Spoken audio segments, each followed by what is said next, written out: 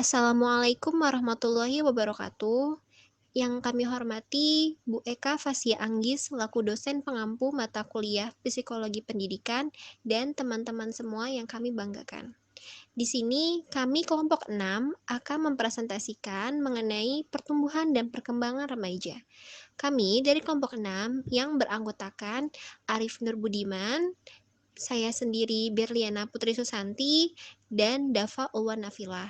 Pada materi yang akan kita bahas itu mencakup yang pertama ada pengertian remaja, yang kedua tugas-tugas perkembangan remaja, lalu yang ketiga hukum pertumbuhan dan perkembangan, yang keempat karakteristik pertumbuhan dan perkembangan, dan yang terakhir atau yang kelima jenis kebutuhan remaja. Selanjutnya, materi pengertian remaja akan dijelaskan oleh Dava Ulanafilah. Kepadanya, waktu dan tempat kami persilahkan. Halo semua, saya Dava Nafilah akan membacakan mengenai materi pertama, yaitu pengertian remaja. Kata remaja berasal dari bahasa Latin adolescens yang berarti to grow atau to grow maturity, yang dikutip dari Golingo pada tahun 1984, Rais pada tahun 1990, dan Jahja pada tahun 2011. Lalu apa sih pengertian remaja menurut pandangan beberapa tokoh? Yang pertama ada menurut De Brun, yang menyatakan remaja sebagai proses pertumbuhan antara masa kanak-kanak dan dewasa. Selanjutnya ada menurut Papalia dan Olds. Mereka menyatakan bahwa masa remaja adalah masa transisi perkembangan antara masa kanak-kanak dan dewasa, yang pada umumnya dimulai pada usia 12 atau 13 tahun dan berakhir pada usia akhir belasan tahun atau awal 20 tahun. Yang ketiga ada menurut Anna Freud. Ia menyatakan bahwa pada masa remaja terjadi proses perkembangan, meliputi perubahan-perubahan yang berhubungan dengan perkembangan psikoseksual, dan juga terjadi perubahan dalam hubungan dengan orang tua dan cita-cita mereka. Dan ada juga menurut pengertian dari WHO. WHO memberikan pengertian remaja yang lebih konseptual. Hal ini mencakup 3 kriteria, yaitu biologis, psikologis, dan sosial ekonomi. Yang pertama, yakni pengertian berdasarkan kriteria biologis.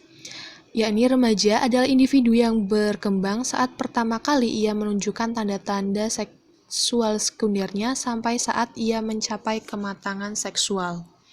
Yang kedua, pengertian berdasarkan kriteria psikologis, yakni remaja adalah individu yang mengalami perkembangan psikologis dan pola identifikasi dari anak-anak menjadi dewasa. Dan yang terakhir, yakni berdasarkan kriteria sosial ekonomi. Remaja adalah masa ketika terjadinya peralihan dari ketergantungan sosial ekonomi yang penuh kepada keadaan yang lebih mandiri. Pada materi yang kedua akan dijelaskan oleh saya sendiri, yaitu Berliana Putri Susanti. Materi kedua membahas tugas-tugas perkembangan remaja.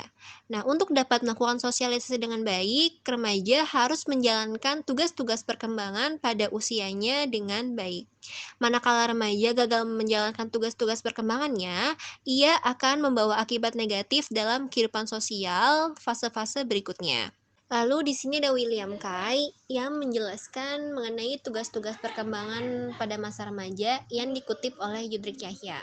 Ia mengemukakan 7 tugas-tugas perkembangan masa remaja, yaitu 1. Menerima fisiknya sendiri berikut keragaman kualitasnya. Yang kedua, mencapai kemandirian emosional dari orang tua atau figur-figur yang mempunyai otoritas. Yang ketiga, mengembangkan keterampilan komunikasi interpersonal dan bergaul dengan teman sebaya, baik secara individual maupun berkelompok. Yang keempat, menemukan manusia model yang dijadikan identitas pribadinya. Ini contohnya dia menemukan idolanya yang dijadikan sebagai panutan. Lalu yang kelima, menerima dirinya sendiri dan memiliki kepercayaan terhadap kemampuannya sendiri. Yang keenam, memperkuat self control atau kemampuan dalam mengendalikan diri atas dasar skala nilai, prinsip-prinsip atau falsafah hidup. Yang ketujuh, ada mampu meninggalkan reaksi dan penyesuaian diri atau sikap atau perilaku kekanak-kanakan. Selanjutnya, materi yang ketiga yaitu hukum pertumbuhan dan perkembangan akan dijelaskan oleh Dava Ulwanafilah. Kepadanya waktu dan tempat kami persilahkan. Saya akan membacakan mengenai hukum pertumbuhan dan perkembangan. Yang pertama, hukum pertumbuhan. Menurut Satoto 1993, terdapat dua hukum pertumbuhan fisik yang berlaku umum dan menyeluruh, yaitu hukum Shepard-Saudal dan hukum Proximo-Distal. Yang pertama, hukum Shepard-Saudal. Menurut hukum ini, pertumbuhan fisik seseorang dimulai dari arah kepala baru menuju ke arah lain bagian tubuh. Dalam hukum ini, bagian kepala tumbuh lebih dahulu daripada daerah-daerah lain. Kematangan pertumbuhan juga berlangsung lebih dahulu di bagian kepala, kemudian berlanjut ke bagian-bagian lain dari tubuh. Yang kedua, ada hukum Proximo-Distal. Menurut hukum Proximo-Distal, pertumbuhan dimulai dari sumbu yang terdiri dari jantung, alat pernapasan, dan alat pencernaan yang akan tumbuh terlebih dahulu dan lebih pesat apabila dibandingkan dengan di daerah tepi, misalnya anggota tubuh lain, yakni anggota gerak badan. Selanjutnya, saya akan membacakan hukum perkembangan. Macam-macam hukum perkembangan sendiri dibagi menjadi 7. Antara lain, yang pertama, hukum tempo perkembangan. yakni berlangsungnya perkembangan individu yang satu tidak sama cepat atau sama lambatnya dengan individu yang lain. Dikutip dari salah satu karya Siti Hartinah pada tahun 2011 halaman 62. Hukum ini menjelaskan istilah tempo berarti waktu atau masa, yakni adanya individu yang perkembangannya serba cepat, misalnya dalam hal pemahaman suatu pelajaran, tetapi ada pula individu yang membutuhkan waktu yang lama untuk menyamai individu yang lain.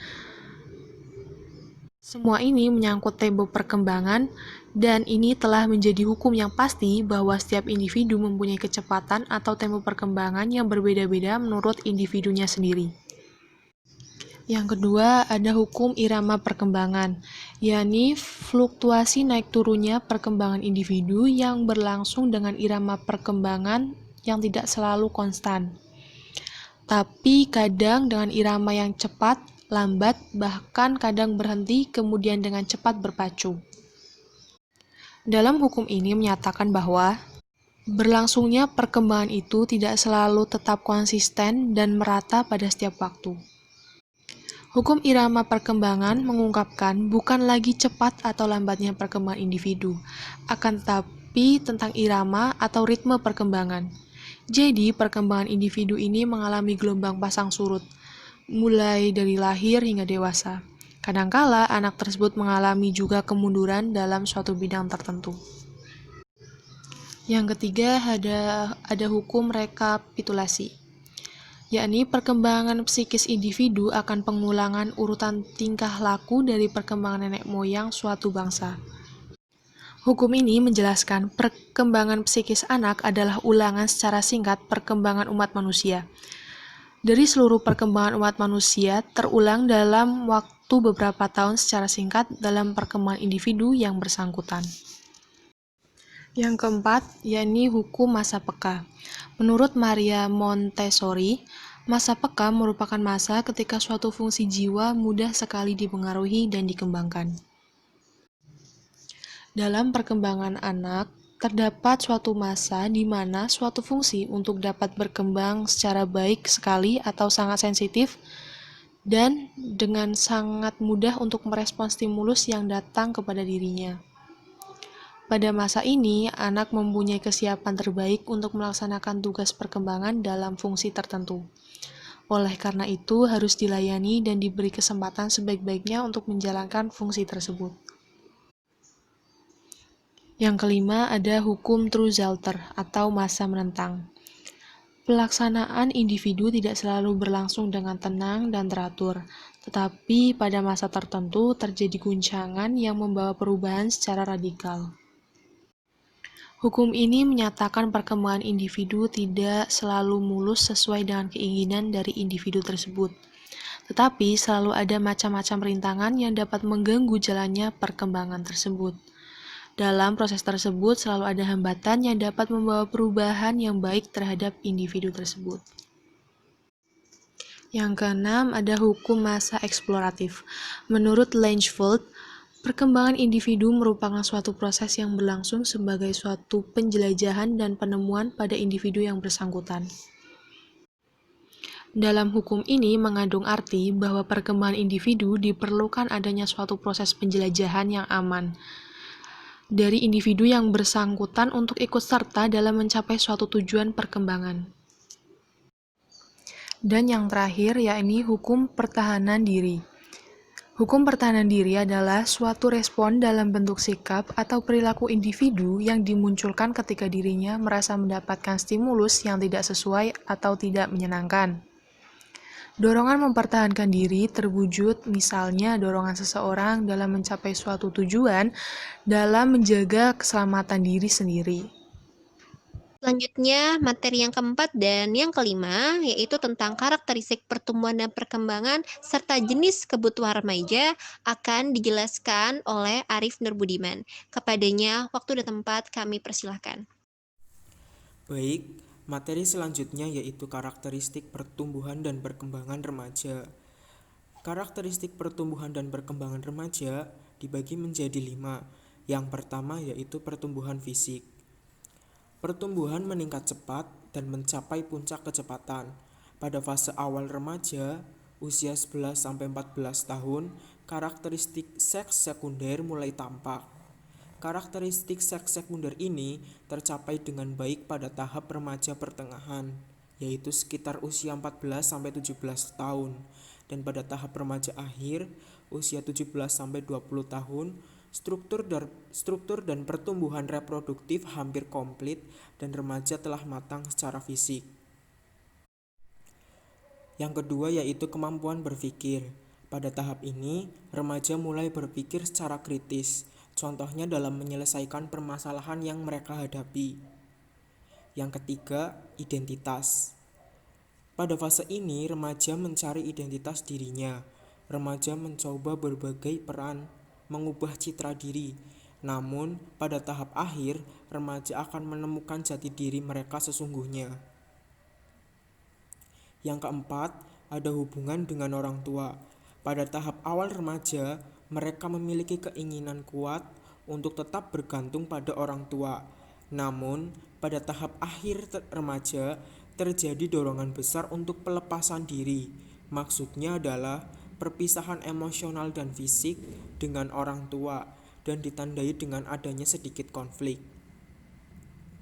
Yang kelima, ada hubungan dengan sebaya. Pada fase ini, remaja mencari teman sebaya untuk menghadapi perubahan yang ada, seperti pertemanan lebih dekat dengan jenis kelamin yang sama, namun mereka mulai mengeksplorasi kemampuan untuk menarik lawan jenis. Baik, materi selanjutnya yaitu jenis kebutuhan remaja.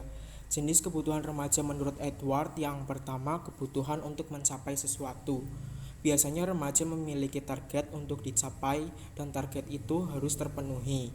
Yang kedua, kebutuhan akan rasa superior. Rasa superior itu sendiri adalah rasa percaya diri yang sangat tinggi. Contohnya, ia ingin terkenal dan diketahui oleh banyak orang. Yang ketiga, kebutuhan untuk mendapatkan penghargaan atau prestasi. Kebutuhan ini telah disebutkan Santrok 2003 yang mengatakan bahwa need for achievement. Yang keempat, kebutuhan akan keteraturan. Keteraturan manusia merupakan kebutuhan yang sangat penting karena dengan adanya keteraturan, maka hidup akan lebih teratur. Yang kelima, kebutuhan akan adanya kebebasan menentukan sikap. Contohnya yaitu kebebasan dalam berpikir dan kebebasan dalam bergaul. Namun, kebebasan ini masih dalam tahap wajar karena masih diawasi oleh orang tua atau orang yang lebih dewasa. Yang keenam, kebutuhan untuk menciptakan hubungan persahabatan. Remaja biasanya mencari teman untuk menambah relasi dengan orang lain. Yang ketujuh, kebutuhan mencari bantuan dan simpati. Remaja biasanya membutuhkan perhatian orang lain, karena pada fase ini, sikap remaja terkadang masih berubah-ubah atau labil sesuai dengan keinginannya. Dan pada tahap remaja, mereka biasanya menemukan berbagai masalah yang baru mereka hadapi. Maka dari itu, remaja membutuhkan bantuan dan simpati. Kedelapan, kebutuhan adanya variasi dalam kehidupan. Pada dasarnya, remaja suka mencoba hal-hal baru. Namun, pada fase ini, remaja harus tetap diawasi agar tidak mencoba hal-hal negatif. Yang kesembilan, kebutuhan untuk bergaul dengan lawan jenis. Menurut Duffy 2002, dalam bukunya Psychology for Living, setiap orang membutuhkan hubungan seperti saling membantu sampai berbagi perasaan. Maka dari itu, hal ini merupakan kebutuhan remaja untuk mendapatkan kehadiran orang lain terutama lawan jenis. A'udzu billahi minasyaitonir rajim. Bismillahirrahmanirrahim. Wa anzir ashiratakal aqrabin. Artinya, dan berilah peringatan kepada kerabat-kerabatmu Muhammad yang terdekat. Quran Surat Asy-Syu'ara ayat 214. Shadaqallahul azim. Sekian dari kami, kurang lebihnya mohon maaf. Wassalamualaikum warahmatullahi wabarakatuh.